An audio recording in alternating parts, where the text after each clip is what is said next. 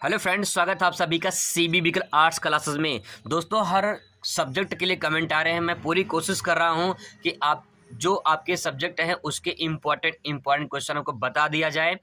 तो यहाँ पे आज हम लोग शिक्षा शास्त्र के बारे में बात करने वाले हैं, जो कि 25 फरवरी को आपका एग्जाम होने वाला है। पहले बहुविकल्पीय प्रश्न कवर कर लेते हैं, इसके बाद जो है अति लघु, लघुत्तरीय और विस्तृत भी उसको कवर कर लेंगे। चलिए शुरुआत करते हैं और समझते हैं। यहाँ पे पहला क्वेश्चन, वैदिक काल में विद्यार्थी शिक्षा प्राप्त करते थे। यानी सवाल ये कहना चाह रहा है कि वैदिक काल में विद्यार्थी शिक्षा कहाँ प्राप्त करते थे। तो दोस्तों आपको बता दें, बिहार, प्रयागराज, गुरुकुल, मदरसा में। तो आपको यहाँ पे बता दें कि जो सही आंसर होगा वो गुरुकुल हो जाएगा। गुरुकुल में पहले शिक्षा प्राप्त किए जाते थे। इसके बाद दूसरा प्रश्न देखिए, वैदिक काल में शिक्षा का प्रारंभ कहाँ पे हुआ था। तो यहाँ पे वैदिक काल में शिक्षा काशी में, यानी काशी जो है, यानी जो वाराणसी आज की डेट में सबसे प्राचीन नगरी में से एक है काशी। तो यहाँ पे इसका करेक्ट आंसर हो जाएगा। आगे देखिए, बौद्ध धर्म के प्रवर्तक कौन थे। तो आपको बता दें कि बौद्ध धर्म के प्रवर्तक आप सभी को आंसर से पता होगा, गौतम बुद्ध। अगला सवाल देखिए, बौद्ध मठों एवं विहारों में शिक्षा का माध्यम कौन सी भाषा में होता था। तो जो बौद्ध मठ है, इनके मतलब बौद्ध मठ और विहारों में शिक्षा का माध्यम क्या होता था और कौन सी भाषा में शिक्षा दी जाती थी। तो उस प्रश्न का जो करेक्ट आंसर हो जाएगा वो जगह पाली भाषा में शिक्षा दी जाती थी। अगला प्रश्न है, नालंदा विश्वविद्यालय वर्तमान समय के किस नगर के निकट स्थित है। बहुत ही इंपॉर्टेंट प्रश्न है। नालंदा विश्वविद्यालय बिहार में है और ये पटना के पास में है। आगे देखिए, भारत का सर्वप्रथम विश्वविद्यालय कौन सा था। भारत का सर्वप्रथम विश्वविद्यालय, तो आपको बता दें नालंदा विश्वविद्यालय भारत का सर्वप्रथम पहला विश्वविद्यालय है, नालंदा विश्वविद्यालय। आगे देखिए, भारत में अंग्रेजी शिक्षा का प्रारंभ हुआ था। भारत में अंग्रेजी शिक्षा का प्रारंभ कब हुआ था। तो इसका आंसर देख लीजिए यहाँ पे, किसके शासनकाल में हुआ था। मतलब ये लॉर्ड कर्जन द्वारा, मतलब किसके द्वारा हुआ था, लॉर्ड ऑकलैंड द्वारा, लॉर्ड मैकाले द्वारा, लॉर्ड जो है विलियम हंटर द्वारा। तो इसका करंट आंसर क्या हो जाएगा, लॉर्ड मैकाले द्वारा। अगला प्रश्न देखिए, भारत में पहला विश्वविद्यालय कहाँ खोला गया था। तो भारत में पहला विश्वविद्यालय कहाँ खोला गया था, इसका करेक्ट आंसर हो जाएगा कोलकाता में। अगला प्रश्न है, भारत में केंद्रीय शिक्षा सलाहकार बोर्ड की स्थापना कब हुई थी। भारत में केंद्रीय शिक्षा सलाहकार बोर्ड की स्थापना कब हुई थी। तो आपको बता दें कि 1935 में हुआ था। ठीक है। विश्वविद्यालय शिक्षा आयोग के अध्यक्ष, तो आपको बता दें यहाँ पे इसका करेक्ट आंसर डॉक्टर राधाकृष्णन हो जाएगा। अगला प्रश्न देखिए, यहाँ पे शिक्षा आयोग 1964-66 को कहा जाता है। तो कोठारी आयोग कहा जाता है। अभी आप थोड़ा सा ऑप्शनल वाला पढ़ लीजिए, इसके बाद जब डिटेल में हम लोग पढ़ेंगे तो मैं एक एक बात आपको बताऊंगा और याद भी कराऊंगा कि कैसे आप आसानी से याद कर सकते हैं। अगला प्रश्न देखिए, किस वर्ष शिक्षा को समवर्ती सूची में शामिल किया गया था। समवर्ती सूची का मतलब ये होता है जिसमें केंद्र सरकार और राज्य सरकार दोनों कानून बनाती है, उसे समवर्ती सूची कहते हैं। तो ये जो शुरुआत की गई थी, ये शुरुआत की गई थी 1976 में। अगला प्रश्न देखिए, नवोदय विद्यालय खोलने की घोषणा किस शिक्षा नीति में की गई थी। तो ये नवोदय विद्यालय जो है ये खोलने की गई थी राष्ट्रीय शिक्षा नीति 1986 में। ठीक है, 1986 करेक्ट आंसर हो जाएगा। आगे देखिए, ये यानी सर्व शिक्षा अभियान का प्रारंभ किस वर्ष हुआ था। तो आपको बता दें कि 2001 में सर्व शिक्षा अभियान का प्रारंभ हुआ था। अगर वहीं से आपसे पूछ ले सर्व शिक्षा अभियान के थोड़ा सा कुछ बारे में, तो नोट करके मैंने यहाँ पे लिख दिया है कि शिक्षा का अधिकार विधेयक पारित कब किया गया था। तो 2009 में पारित किया गया था। अगर आपसे पूछता है क्वेश्चन में शिक्षा का अधिकार विधेयक कब पारित हुआ था, तो 2009 में पारित हुआ था। कम समय में ज़्यादा क्वेश्चन कवर करने की कोशिश कर रहे हैं, इसलिए थोड़ा सा आप बस रिवाइज करते चलिए। शिक्षा से मेरा अभिप्राय विद्यालय में दी जाने वाली शिक्षा से है, यह कथन किसका है। तो यहाँ पे बता दें, शिक्षा से मेरा अभिप्राय विद्यालय में दी जाने वाली शिक्षा, ये पंडित मदन मोहन मालवीय ने कहा था। अगला प्रश्न है, मालवीय द्वारा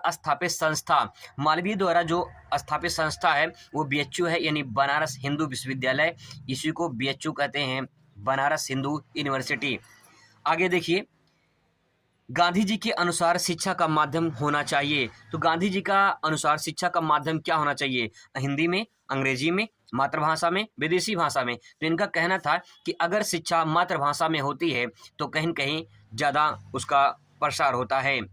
अगला प्रश्न है, बेसिक शिक्षा प्रणाली के प्रणेता, यानी बेसिक शिक्षा के जो निर्माता कह सकते हैं तो गांधी जी थे, क्योंकि शुरुआत इनके द्वारा हुई थी। अगला प्रश्न है, पर्यावरण शिक्षा का मूल उद्देश्य क्या है? तो बता दें, औद्योगिकरण की प्रक्रिया की गति को धीमा करना, शुद्ध पेयजल की व्यवस्था करना, खाद्य पदार्थों के उत्पादन में वृद्धि करना, प्राकृतिक संसाधनों को नष्ट होने से बचाना। तो पर्यावरण शिक्षा का मूल उद्देश्य तो यही है ना कि हम किसी प्रकार से पर्यावरण संसाधनों को नष्ट होने से बचा सके। अगला प्रश्न देखिए, आधुनिक वैज्ञानिक युग में विश्व की गंभीर समस्या क्या है? भिक्षावृत्ति है, निर्धनता है, बेरोजगारी है या पर्यावरण प्रदूषण है? पर्यावरण प्रदूषण ये आधुनिक युग की भयंकर समस्या बनती जा रही है। अगला प्रश्न है, पर्यावरण शिक्षा को स्कूली पाठ्यक्रम में कब जोड़ा गया? ऐसा सवाल आपसे पूछ लेगा। तो पर्यावरण जो शिक्षा है ये स्कूली शिक्षा में जोड़ा गया पाठ्यक्रम में 1970 में। अगला प्रश्न है, अंतर्राष्ट्रीय पर्यावरण शिक्षा कार्यक्रम कब प्रारंभ किया गया था? अंतर्राष्ट्रीय इंपॉर्टेंट प्रश्न है, ध्यान रखिएगा। अंतर्राष्ट्रीय पर्यावरण शिक्षा कार्यक्रम 1975 में जो है शुरू किया गया था। हर साल पूछा जाने वाला सबसे मोस्ट इंपॉर्टेंट दोस्तों, ध्यान रखिएगा, विश्व पर्यावरण दिवस प्रतिवर्ष मनाया जाता है। तो 5 जून को आप सभी को अच्छे से पता होगा। अगला प्रश्न है, ध्वनि प्रदूषण निम्न में से किस संवेदी अंग को जो है प्रभावित करता है? तो ध्वनि प्रदूषण आप सभी को पता है कि कान में, ठीक है। अगला प्रश्न देखिए, क्वेश्चन नंबर 25 देखिए, आग लगना या अग्निकांड किस प्रकार की आपदा है? प्राकृतिक आपदा, दैवीय प्रकोप या फिर मानवकृत या फिर अज्ञान आपदा? तो ये जो अग्निकांड होता है ये मानव द्वारा होता है, मानव द्वारा जनित। भूकंप की तीव्रता मापने का पैमाना अगर आपसे पूछ ले तो पैमाना पूछा है, ध्यान रखिएगा, इसीलिए यहाँ पे वो लोग गलती कर बैठते हैं।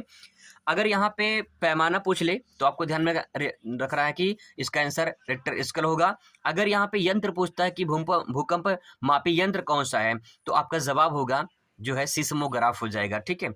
आगे देखिए, शिक्षा के प्रसार के लिए ऑपरेशन ब्लैक बोर्ड आरंभ हुआ था। तो आपको बता दें, ऑपरेशन ब्लैक बोर्ड जो है ये आरंभ 1987-88 के मध्य हुआ था। अगला प्रश्न है, सामाजिक शिक्षा का उद्देश्य क्या है?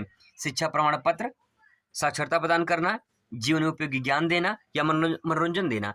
तो यहाँ पे करेक्ट आंसर हो जाएगा आपका जीवन उपयोगी ज्ञान देना। क्वेश्चन नंबर 29 देखिए, भारत में प्रौढ़ शिक्षा का आरंभ कब हुआ था? तो 1910 में जो है भारत में प्रौढ़ शिक्षा का आरंभ हुआ था। अगला प्रश्न देखिए, सीखना आदतों, ज्ञान और अभिवृत्तियों का अर्जन है, निम्न से किसने कहा था?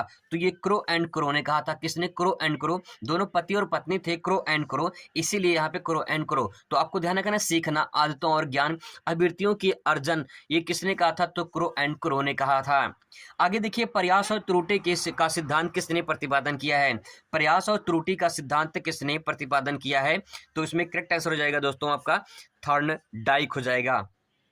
32 नंबर क्वेश्चन इंपॉर्टेंट है, ध्यान रखिएगा। भूख और प्यास कैसे जो है ये प्रेरक हैं, ठीक है। भूख और प्यास कैसे प्रेरक है? तो ये जन्मजात हैं, ठीक है, जन्मजात होते हैं, क्योंकि जन्मजात है, व्यक्तिगत सामाजिक अर्जित नहीं है, ये जन्मजात होता है।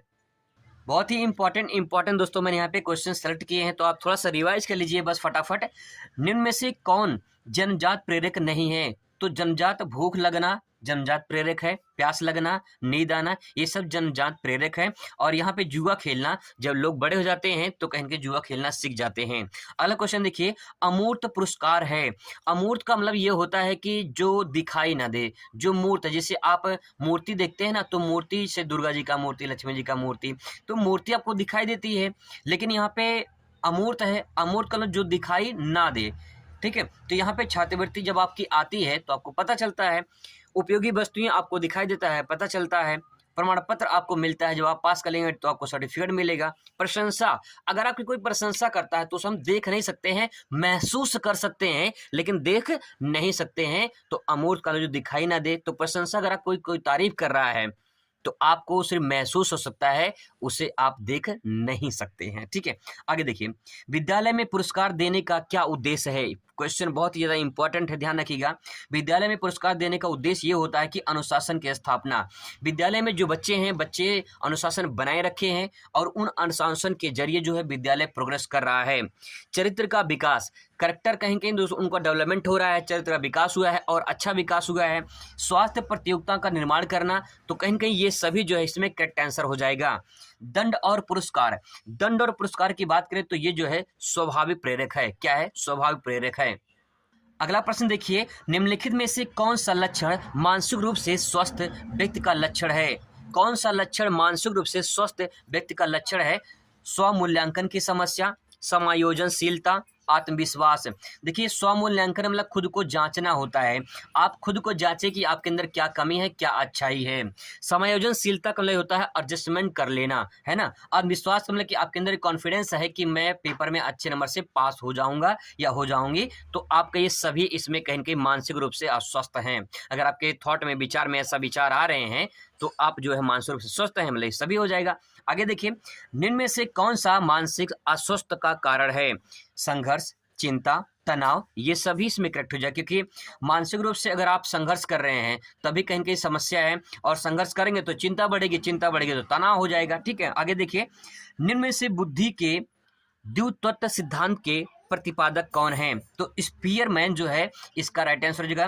द्वितत्व सिद्धांत अगर बात आ जाए द्वितत्व का तो स्पीयरमैन आपको लगा देनी है। इसके बाद देखिए अगला क्वेश्चन, मानसिक स्वास्थ्य विज्ञान का उद्देश्य क्या है? मानसिक स्वास्थ्य विज्ञान का उद्देश्य है सामाजिक विकास करना, सांस्कृतिक विकास करना, मानसिक रोगों का उपचार करना, भावात्मक विकास करना। तो यहाँ पे जो मानसिक रोग है उसका उपचार करना ही मानसिक स्वास्थ्य विज्ञान का लक्षण है, क्योंकि मानसिक संबंधित है तो मानसिक रोगों से उपचार ही होगा। ठीक है, आगे ध्यान दीजिए, यहाँ पे बुद्धि लब्धि से संबंधित यहाँ पे क्वेश्चन आपसे पूछ सकता है। तो मैंने यहाँ पे नोट पॉइंट में कुछ फैक्ट लिख दिया है। जैसे बुद्धि लब्धि का सूत्र पूछ सकता है, मानसिक आयु बटे वास्तविक आयु गुणे 100 होता है। जैसे मान लीजिए किसी व्यक्ति का या बालक का मानसिक आयु 15 है और वास्तविक आयु 12 है, तो गुणे 100 कर देंगे, इसको मल्टीप्लाई करेंगे 1500 बटे 12, इसको काटेंगे 125 आ जाएगा। तो इस तरह से निकाला जाता है। जैसे मान लीजिए अगर आपसे पूछता है 70 से 80 बुद्धि लब्धि वाला व्यक्ति या बालक, तो इसे दुर्बल बुद्धि कहा जाता है। तो जिनकी दुर्बल होती है, कमज़ोर होती है, वो 70 से 80 बुद्धि लब्धि होता है। और 90 से 110 बुद्धि लब्धि हो ये व्यक्ति का या बालक का, तो उसे समान बुद्धि कहेंगे।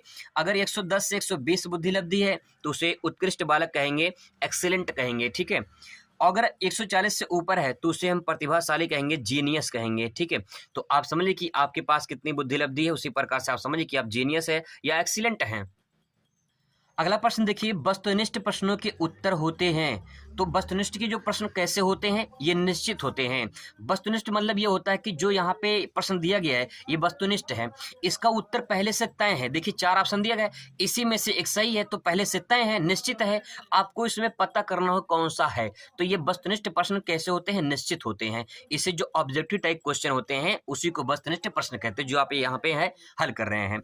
अगला प्रश्न देखिए, वस्तुनिष्ठ परीक्षण से हम माप कर सकते हैं। किसकी माप कर सकते हैं? देखिए तर्क तो लगा रहे हैं, हम तर्क लगा रहे हैं, अपना दिमाग लगाने की, इसमें चारों में से कौन सही होगा। तो जो तर्क लगेगा वही तर्क शक्ति हो जाएगा। ठीक है, आगे देखिए, किस आयोग ने ग्रामीण विश्वविद्यालय की स्थापना की सिफारिश की थी? तो बता दें कि राधा कृष्ण आयोग जो है ये विश्वविद्यालय की स्थापना, ग्रामीण विश्वविद्यालय की स्थापना की सिफारिश की थी।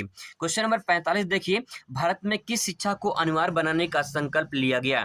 भारत में किस शिक्षा को, तो प्राथमिक शिक्षा पहले जो है अनिवार्य इसको बनाने का निर्णय लिया गया। तो ये कुछ 45 क्वेश्चन थे जिसे आप आसानी से तैयार कर सकते हैं।